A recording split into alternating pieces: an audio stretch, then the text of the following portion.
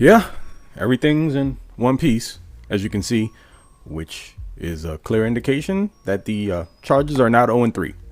And I am still sane for the time being.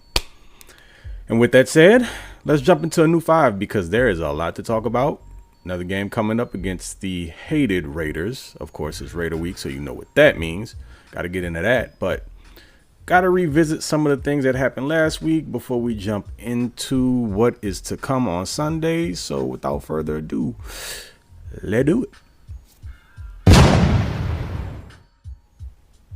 Sometimes I tell you, man, darned if you do, darned if you don't. One of the reasons why I stopped playing fantasy years ago up until last season is because I couldn't pick with my head instead of my heart. Was always selecting Chargers players, didn't really end up all that well. So last year and this year, I decided that I wouldn't do that. I would go the opposite route. So because of it, I'm getting cooked in my work league right now, which is what it is. I passed on Justin Herbert and also passed on Keenan Allen, which I am very much so regretting at this point. But just kind of is what it is, man. You can't help it anymore. National media, get that hate out of your heart.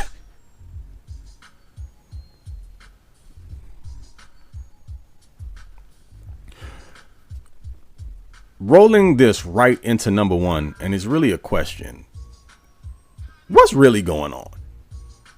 The reason I'm asking this, I am inquiring, because I just got to understand. Everybody who watched that game last week and kept up with the statistics, even if you're just a box score person, is familiar with Justin Herbert's performance from last week. 40 of 47 passes completed. That's good for an 85% clip. And that's the best single game completion percentage for any quarterback with like at least 45 passes attempted in league history. So above just that, he went against a team that blitzed him on over 80% of his dropbacks. So what, like 41 out of 50? His average time to throw was like 2.2 seconds, which is down from like, I think his career average time to throw, which is like 2.4. And then you hear stuff like from cats over at PFF who said overall his performance was just pretty good. All right, fam. Whatever. We should be used to this at this point. National media and other pundits don't seem to really want to dig into Charger stuff unless it's the bad crap, which, I mean, there's a flip side to this because it's something else that I noticed throughout the week. It really wasn't about his performance at all. And all this dude keeps doing is setting records. It was also, I believe, his first 400-yard passing game of his career, which, to think about that, is kind of nuts considering how much he's thrown for. But it's been overshadowed by the Brandon Staley 4th down call, which I already told y'all I was perfectly fine with. I just didn't like the play call. They should have done the tush push. It made perfect sense. But once again, people hate giving Justin Herbert credit, and I can't figure out why. It's because he made almost everyone look stupid with regard to how they felt about him coming out in the draft, thinking that he would probably bust as a quarterback, first round guy. They probably shouldn't use a high early round pick on him.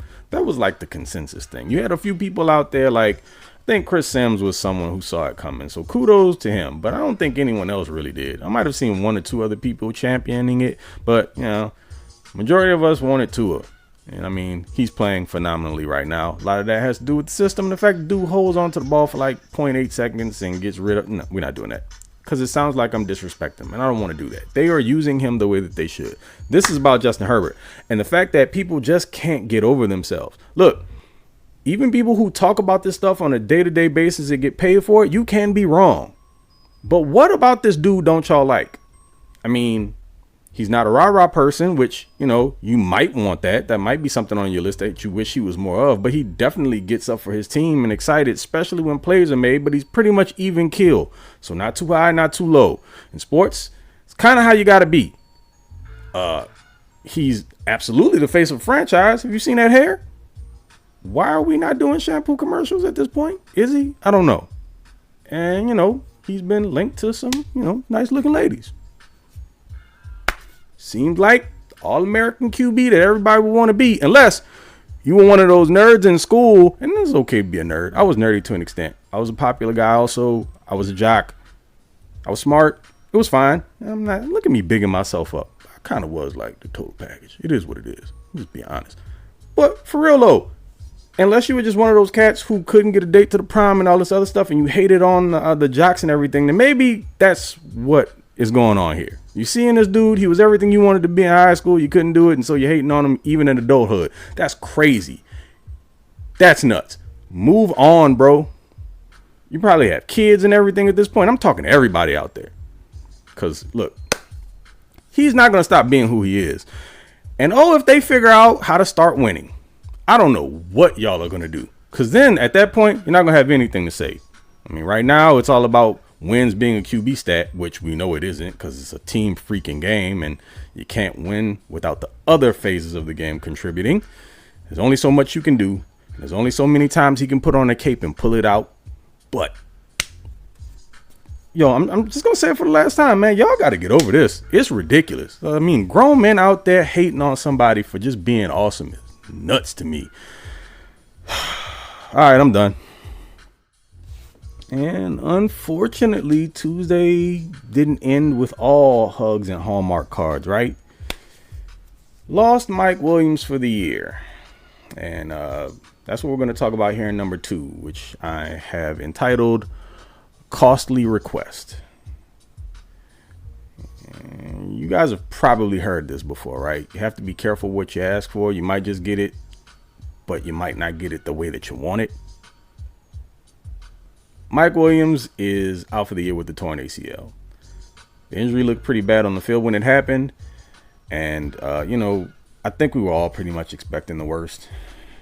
And I could talk about something else that took place on that play.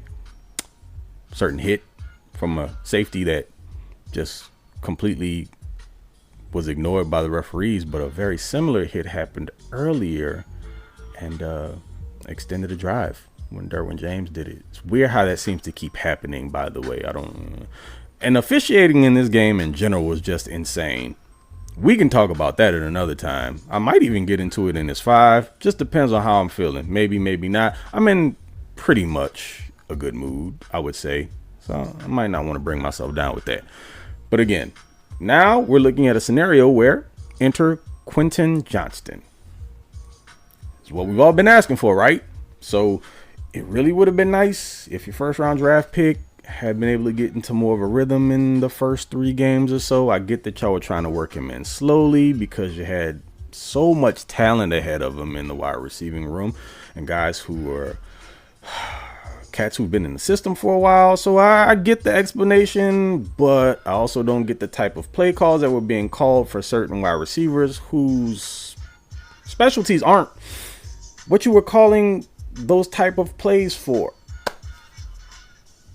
As a matter of fact, the play Mike Williams got hurt on is probably not the best route to have him run. I mean, we've been talking about this already. Those screens need to go to quicker, more elusive wide receivers. I'm not saying that necessarily contributed to his injury. What I am saying, though, is that Quentin Johnston is the guy that you pretty much drafted to run those exact routes. But what's even stranger is, like, for the last couple games, y'all just been throwing teasers out there. You'll have him come out for like the first drive. You'll literally scheme up touches for him, maybe 1 or 2, and then he disappears for the rest of the game. And I don't understand why. If he's in and he's actually catching the ball, which was, I think, the primary concern. I don't necessarily think it was so much that he's not understanding the scheme and, not properly running his routes with the correct leverage and all this other stuff. I think it was the hands issue and building up some confidence. Well, you know how you build confidence? Get him to rock. It's the same thing as with the quarterback. When a quarterback's off or you want to get him warmed up, you might start him off with a couple short, quick passes and then open it up as you go along. If you have a guy that's having hands issues, kind of use the same philosophy. And if it's paying off and he's producing, then why stop? Now he's going to be thrusted into more of a prominent role in the receiving game unless something, I don't know. No, let me not go there. This is what they're going to do because it's what they need to do, I'm hoping. And so he will be a more significant part of the offense. And let's just hope he's ready. Because you're going to need him. What you don't have now is that consistent downfield 50-50 guy who can make those really tremendous grabs. But you do still have a 6'8" tight end who has 3 touchdowns on the year now. I still don't know how he caught that piss missile from about 10 feet away from Herbert before halftime. Because, man, even when you see that angle from behind Herbert, when you look at it on all 22, that looks insane. Insane. The gap was so small. It was either Parham catches that ball or he ends up in the ER. Because Herbert was going to put a hole through his hands, man. And I mean, as impressive as the throw was from where it was on the field and where he threw it to and the opposition, where the defender was in relation to the throw and Parham, all that was nuts. But Parham catching that ball at that short of a distance with the type of mustard that Herbert put on that, yo. And by the way, 6'8" dude getting used in the red zone. Finally, it's happening. I've only been asking for it now for 3 years, and someone finally figured it out. Big body, huge wingspan, taller than everyone else. Should probably take advantage of it. And here we are. 3 touchdowns through 3 games. Fan-freaking-tastic. Thank you very much. But this is about QJ again. My man, it's time, buddy. First round draft capital spent on you. People have been waiting to see how you play under the lights, and you're going to get your shot. Oh, yeah, and by the way, I'll be there when it happens because Chargers play the Raiders this weekend in SoFi. And your boy will be in the building. So QJ, show up, show out, because if not, we're going to have to talk. And, you know, I keeps it real. So I'd rather it be pleasant. Help me out here. You know, I pride myself on being fair and balanced in my criticisms and also my praise. So who would I be in this 5-piece to not give credit where it's due to Mr. Kenneth Murray Jr.? That K9 moniker seems fitting for the last 2 weeks. And we're going to roll into number 3. I'm going to call this one Give a Dog a Bone, right? Just from the last 2 weeks, 13 solo tackles, 3 tackles for loss, 1 sack, and 1 game-sealing interception. And you know what? I watched his mic'd up yesterday, and I always knew he was an intense guy. But just kind of listening to him and how he hones in before the play, after the play, he's talking to himself. Typically, the thing that has annoyed me about him in the past, and not just the fact that, you know, made some pretty boneheaded mistakes and looked like he was out of position more often than not, is that whenever he would do something that looked decent, would hop up, get all amped up, be talking crap to whoever he made the play against. And I'm always in my head like, okay, dude, you did something. Get back to the huddle, because if you keep this up, you're probably going to earn a personal foul. We don't need any more of that stuff. But I got a new appreciation for his level of intensity after watching that mic'd up, like I was saying. That dude really puts his heart and soul into this. It was evident, and I don't think it was faked at all. And on top of that, one of the other things that I noticed is that these guys really seem to be rooting for him, talking about his teammates and the coaches as well. From a talent perspective, we kind of know what he's about, you know, what he's made of from a physical standpoint. It's just the mental aspect of the game. And also the team putting him in situations where his limitations aren't exposed. Just going to be honest with you. With Eric Kendricks going down, I was really scared about the prospects of not only him wearing the green dot, but also just what that would look like without a vet next to him. But he has held up very well since that injury. And I mean, has it been perfect? Nah, he's not a finished product. He still misses some tackles here and there. But what I do notice is he's not as late on reading and reacting as he has been in the past, particularly in the passing game. His click and close, especially last week against the Vikings, was impressive because he comes downhill violently and he is blowing dudes up. He's making his presence known. And I think this is what we've all been looking for the last 3 years. I mean, even the presence he brings in filling holes. Like when he picks the right hole and he shoots a gap and he makes contact with the running back, he is stonewalling them. I mean, that last drive last week, he accounted for 2 of the biggest plays to ensure that Chargers win. And at this point, the trajectory is, you got to ask yourself this question. This keeps up throughout the course of the season. They didn't pick up that 5th-year option. What do you think that means for Kenneth Murray moving forward? Well, we've got a pretty lengthy season to see how it plays out. But if he keeps up this pace, we might have to have a different conversation here in a few months. Never thought I'd be saying that, but here we are. Hey, yo, come here. See that dude, number 45? He different. I raved about Tuli last week, maybe even the week prior. But man, it's getting to the point now where you can't ignore it. You can't just put it off to the side and say, well, he's got potential. He's flashing here and there. No. He's not just flashing. He's being a difference maker. He's being the thing that I said the Chargers were missing from their defensive front on a consistent basis. A disruptor. Now, originally, my ask was that they find somebody who can be on the interior of the defensive line to play that role. But he's doing more than his fair share from the edge. And boy, I tell you this.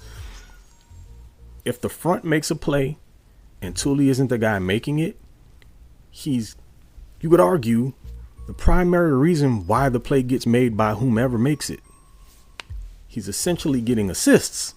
And it's coming in a myriad of ways. He's winning with power, explosiveness, converting speed to power. You can see the technique improving. He's actually got a signature move, the little Saget high knee thing where he splits the tackle in the guard. It happened again last week. That's his thing. Could be a little dangerous. Take a shot to the ribs or something like that, but it's working for now. Keep it up. And I'm sure he'll continue to develop more of a skill set, but what he has right now works just fine. And again, like I said, if he's not making the play, he's honestly kind of sort of direct reason why it's being made by whomever makes it. So for instance, last week, week 2 against Tennessee, Joey Bosa's 2 sacks directly influenced by Tuli's impact. You can look at Morgan Fox's sack last week against the Vikings, directly linked to Tuli. Dude is only 21 years old. I mean, he probably still eats like dino nuggies and mac and cheese. Hey, yo, Tuli, I know you would Bobby Boucher me. No disrespect. I'm just saying you're still a very young cat. All good. None but love on this side. Again, I'm just saying he's only 21 years old and he's a certified game wrecker already. Can't ask for much more. Last week, 9 pressures, a sack, and another week of making a grown man into his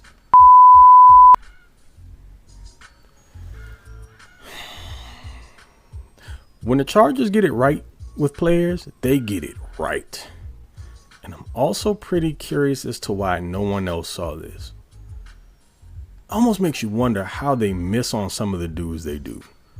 Because I don't think it gets any more striking it rich than Tuli in the second, as it appears through 3 games. Let's see how the rest of the season plays out, but literally through the first 3 contests, we're talking about somebody who looks like they could be rookie of the year on the defensive side of the ball. It's baffling. I'm not going to ask any more questions about it. It is what it is. I appreciate it greatly. Tuli, keep doing what you're doing. You have a fan in me. And man, does the future look bright. Look at me. Bigging up Tuli so much, I completely forgot to give you the title for number 4, which was the Polynesian Prodigy. Heck, might even be able to call him the Polynesian Predator, but in today's climate, that nickname probably won't fly. Hey, yikes. Let's forget about it. Moving on to number 5. I'm gonna Call this one, don't do it.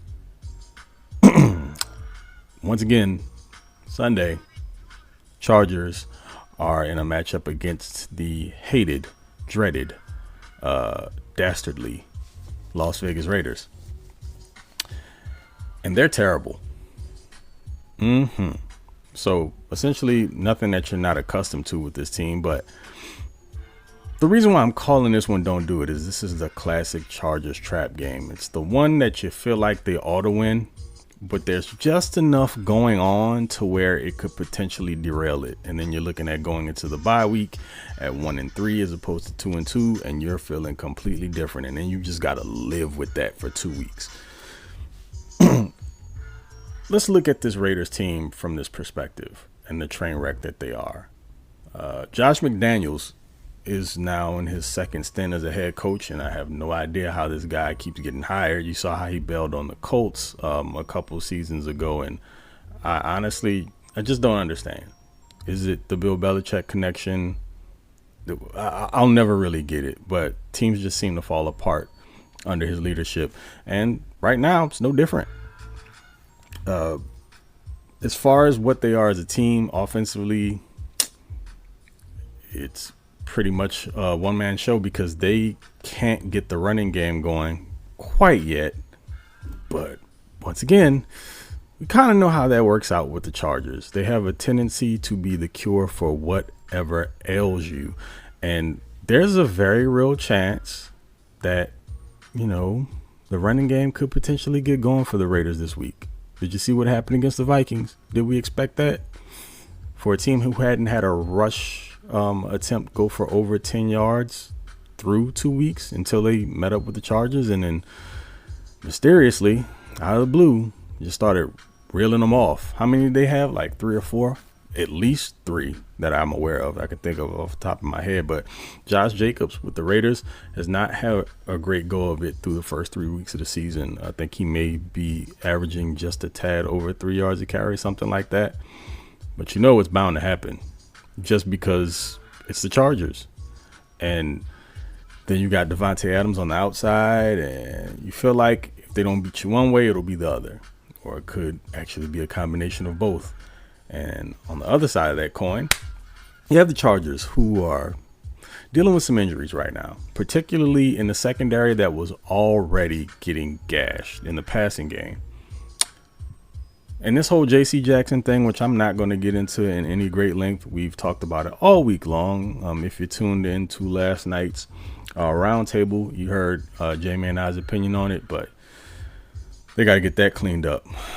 The position that's really concerning, particularly against the run this week, because we know the Chargers like to play light boxes, and so safety help in the run game is pretty much essential, is the fact that we knew Derwin James was going to be out with the hamstring situation, and everything is a hamstring right now with everybody. Can't for the life of me grasp why that's a thing this year, but soft tissue injuries, whatever.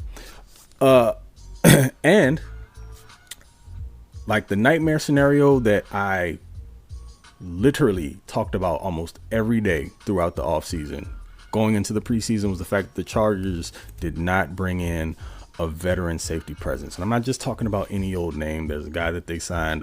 Is it Dean Marlowe? Yeah, something like that. Something Marlowe. Sorry, man. No disrespect. Don't know you. But that's not the type of vet I was alluding to. We're not going to get into the JJ3 thing because that ship has sailed. But the fact that I was afraid of exactly what's happening now. Derwin gets nicked up because that tends to happen with Derwin. He misses a couple games.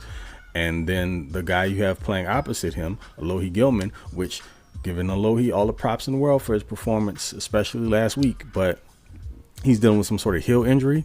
And if this keeps him off of the field, then you're looking at JT Woods, Raheem Lane combination at safety. And then what you gonna mix Dean Marlowe in? I hope that guy's name is Dean Marlowe. I know it's something Marlowe, Mr. Marlowe, whatever your first name is. I'm in the middle of something. Can't really look it up right now. But I don't like the prospects of that at all. And that should horrify everyone.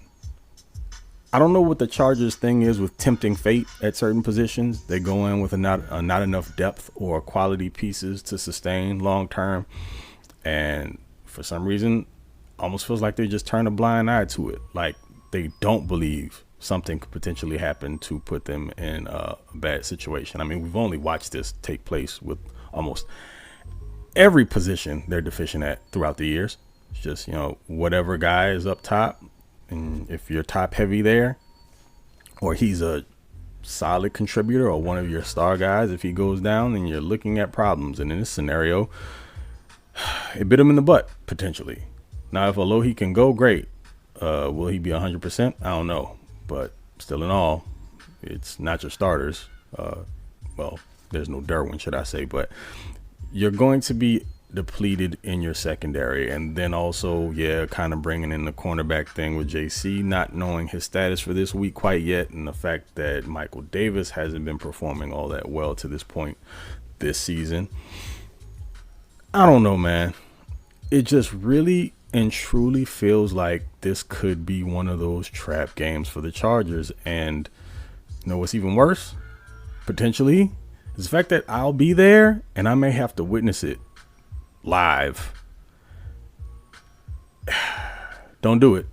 Please don't. Just get the job done. The Chargers have enough talent, at least offensively, and hopefully that defensive front that's been generating pressure a lot lately, and my guy Tuli, who I've been praising here a lot for the last couple of weeks, can work in tandem with Joey Bosa, and they can get to, whoever's going to be starting at quarterback for the Raiders this week, and get pressure, get home with 4 as much as you can, and drop coverage behind it, and just get out to a lead and hold it, man, or build on it. Let's not say hold it, because last thing you want to do is get conservative. When you get conservative, you lose. Jump out to a lead against them and force them to have to pass the ball. Don't let them be balanced. Make them one-dimensional. And then get to the bye, feeling much better about yourself at 500. But do not find a way to lose this game. Do not allow this game to be close, but it seems to be all the Chargers know how to do. I'm still begging that they don't let it happen this week. I'm going to enjoy myself one way or the other. I just hope that there's a W attached to it when all is said and done. So that's it, man. Y'all pray with me, because if they lose this game, let's not talk like that. Anyway, y'all heard my prediction for it. Don't necessarily feel all that great about it, but I mentioned this last night on the roundtable, is that I think the Chargers will pull it out 28-20. So with that said, I will catch y'all on Sunday for After Hours. I will be on with Jamie and Garrett, even though I will be in LA. Just got to maneuver my way out of SoFi, get back to the hotel, and I'll be hopping on there so we can chop it up, win or loss. But again, hopefully a win. Until then, catch y'all later. Y'all take it easy. And I'm out. Gone.